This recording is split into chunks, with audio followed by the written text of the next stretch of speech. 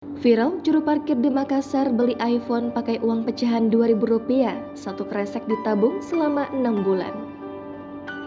Beredar di media sosial, video memperlihatkan seorang juru parkir di kota Makassar, Sulawesi Selatan, membeli iPhone di mal dengan membawa uang pecahan Rp1.000 dan Rp2.000 menggunakan kantong kresek.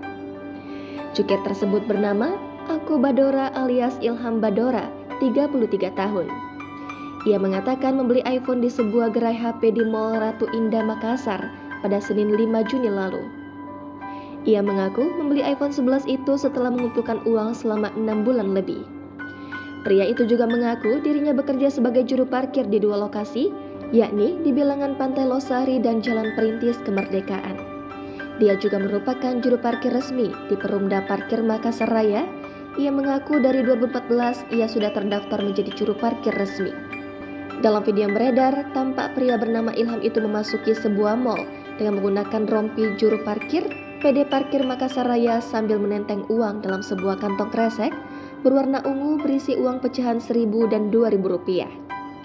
Saat tiba di gerai handphone, tampak ada 3 pegawai gerai yang terlihat menghitung uang pecahan yang dibawa oleh Ilham.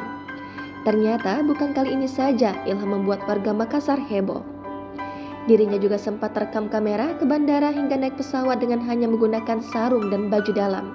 Videonya pun viral setelah diunggah akun TikTok @ako.badora pada Kamis 10 Februari 2022 dan diunggah ulang sejumlah akun sosial media. Dalam rekaman, terlihat Ilham hanya berbekal sarung, celana pendek, sandal jepit, dan singlet berjalan dan turun dari pesawat.